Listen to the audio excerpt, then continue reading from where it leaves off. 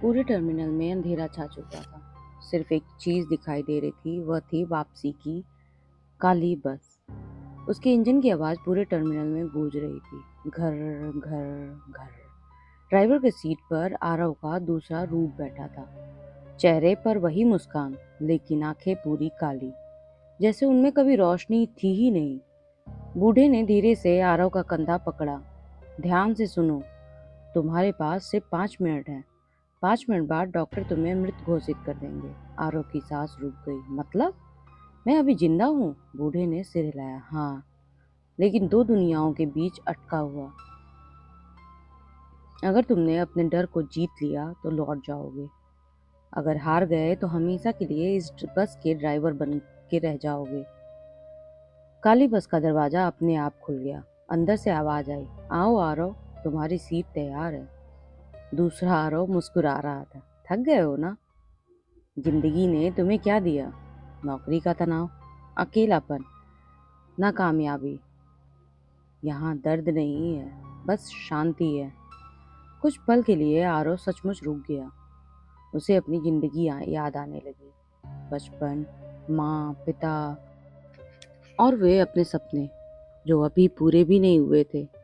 अचानक उसे अपनी माँ की आवाज सुनाई दी, बहुत दूर से, धीमी लेकिन साफ। आरव, बेटा वापस आ जाओ।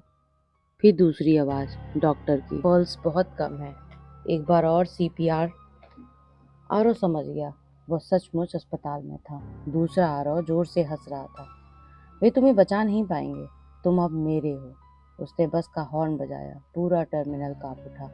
सभी आत्माएं एक साथ आरव की तरफ बढ़ने लगी। हजारों चेहरे, हजारों हाथ, सब उसे पकड़ना चाहते थे। आरव भागा, लेकिन रास्ता बंद था।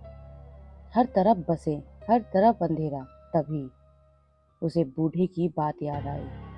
डर से भागोगे तो वो तुम्हारा पीछा करेंगे, डर का सामना करोगे तो वो खत्म हो जाएंगे। आरव अचानक रुक गया। उसने मुड़कर अपने दूसरे रूप की तरफ देखा। पहली बार उसकी आंखों में डर नहीं था। दूसरा आरव बस से उतरा। दोनों आमने सामने खड़े थे। क्या समझते हो, मुझे हरा दोगे? आरव शांत था। तुम मैं नहीं हो, तुम सिर्फ मेरा डर हो, मेरी असफलताएं, मेरा अकेलापन, मेरा गुस्सा। लेकिन मैं तुम्हें अब अपनी जिंदगी नहीं दूंगा। यह सुनते ही दूसरे आरव का चेहरा बदलने लगा। उसकी मुस्कान गायब हो गई। शरीर से धुआं निकलने लगा। वह जोर से चीखा, नहीं, मुझे मत छोड़ो। उसका पूरा शरीर राख की तरह बिखरने लगा। कुछ ही सेकंड में वह हवा में गायब हो चुका था। उसी पल पूरे टर्मिनल में तेज रोशनी फैल गई। सारी बसें धीरे धीरे धुएं में बदलने लगी। जो आत्माएं वहां थी वो मुस्कुराने लगी, जो वर्षों बाद उन्हें मुक्ति मिली हो।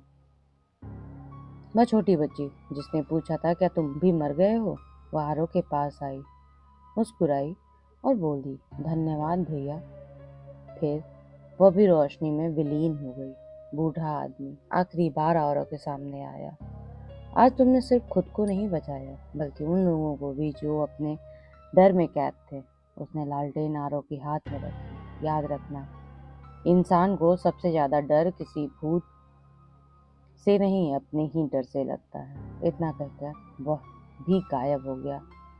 अचानक सब कुछ सफेद हो गया। बीप बीप की आवाज आने लगी। आरव ने धीरे धीरे आंखें खोली। सामने अस्पताल की सफेद छत थी। डॉक्टर मुस्कुरा रहे थे। Welcome back. तुम लगभग 6 मिनट तक क्लिनिकली अनरिस्पॉन्सिव थे। माँ रो रही थी। उन्होंने आरव को गले लगाया। सब कुछ सामान्य लग रहा था, जैसे कुछ हुआ ही नहीं।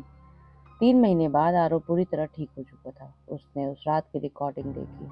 कैमरा तो सड़क के किनारे टूटा मिला था, लेकिन मेमोरी कार्ड बच गया था। उसने वीडियो चलाया। शुरुआत से सब सामान्य था। बस स्टॉप, बारिश, बूढ़ा आदमी। फिर अचानक स्क्रीन ब्लैक हो गई। करीब 10 मिनट तक कुछ नहीं था। फिर आखिरी 5 सेकंड में वीडियो चालू हुआ। स्क्रीन पर एक पुरानी बस दिखाई दी। उसकी नंबर प्लेट पर लिखा था, अंतिम यात्रा सेवा।